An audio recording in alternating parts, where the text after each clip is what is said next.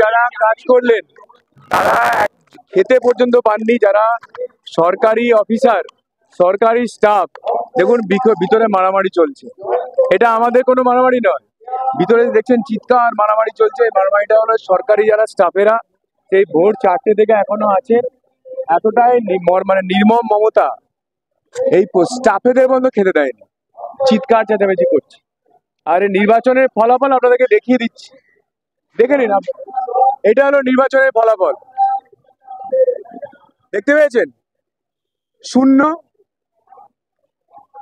কেশপুরে BJP শূন্য, দেখতে পাচ্ছেন? এটা হলো এরকম শয়ে শয়ে বুথ যেখানে বিজেপি শূন্য। এটা গণতন্ত্রের ইতিহাসে সম্ভব যে 887টা ভোট তৃণমূল পাবে আর বিজেপি শূন্য পাবে? এটা কি গণতন্ত্রের সম্ভব? যেটা বলেছিলাম আপনাদেরকে যে কেশপুরে 200 খানার ওপরে ওরা বুথেতে রিগিং করেছিল, ছাপ্পা ভোট মেরেছিল কেন্দ্রীয় বাহিনীকে ঘুম পাড়িয়ে দিয়ে। আমি বরাবর বলেছি, আপনারা প্রথমে বলেছেন যে আপনি কেন্দ্রীয় বাহিনীর নামে অভিযোগ করছেন। আমার অভিযোগটা মিললো কি মিললো না? কেন্দ্রীয় বাহিনী যদি না ঘুমোতেন তাহলে কি শূন্য হতে পারতো?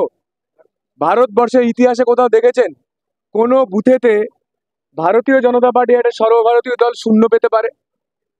চোখের সামনে দেখাচ্ছি, দেখে নিন। এটা পশ্চিমবঙ্গ, এটা কেশপুর, যেখানে শূন্য পেয়েছে বিজেপি, শূন্য। কেন্দ্রীয় বাহিনীকে ঘুম পাড়িয়ে দিয়ে শূন্য পাইয়ে দিয়েছে, রসগোল্লা পাইয়ে দিয়েছে। বাংলার মানুষ দেখুক, এবং যারা সত্যিকারের ভোট দিয়েছেন ভারতীয় জনতা পার্টিকে, যারা ভারতীয় জনতা পার্টিকে ভোট দেননি, আমি তাদের সবাইকে নতমস্তকে প্রণাম জানাই, তাদের সবার কাছে আমি কৃতজ্ঞতা জানাই। আর যারা এরকম শূন্য দিয়ে গণতন্ত্রকে অপমান করেছেন তাদের বিরুদ্ধে আমার লড়াই জারি থাকবে। এই লড়াই শুরু হয়েছিল ঘাটাল দিয়ে, কেশপুর দিয়ে।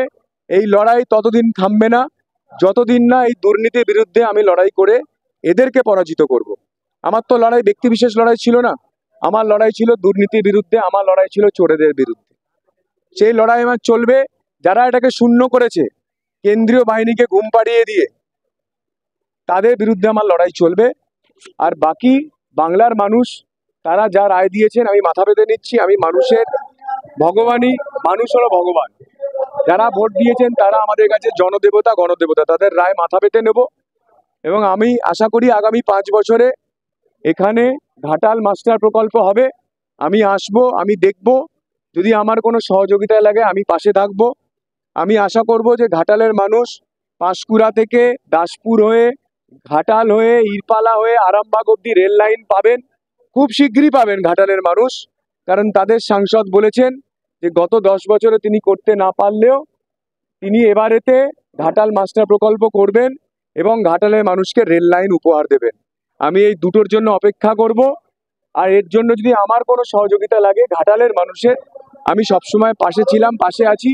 দেখুন, আগে দেখেছেন আপনারা প্রার্থী হেরে গেলে বাড়ি পালিয়ে যায়, আমাকে দেখেছেন। আমি কিন্তু শেষ অবধি, আমার শেষ রাউন্ড হয়েছে, হাতে আমি পেয়েছি, আমি এখন ওখান থেকে বেরোলাম আমার কর্মীদেরকে খাওয়ানোর ব্যবস্থা করতে।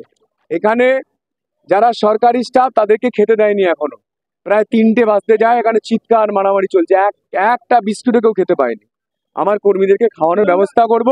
সেই জন্য আপনারা আজকের দিনে আমাকে আর কোনো প্রশ্ন না করে, আমার যে কর্মীরা সেই ভোর 4টে থেকে এখনো অবধি না খেয়ে দিয়ে আছে, একটা বিস্কিটও খেতে পারেনি, এক কাপ চাও খেতে পারেনি, আপনারা আমাকে এইটুকু আজকে অনুমতি দিন, তাদের খাওয়ানোর ব্যবস্থা করুন। একটা ছোট্ট প্রশ্ন, ইতিমধ্যে বিভিন্ন জায়গায় সন্ত্রাসের ঘটনা আসছে, কি বলবেন দাদা? সব মোকাবিলা করবে মানুষ, করবে মোকাবিলা। মানুষের শেষ কথা গণতন্ত্র।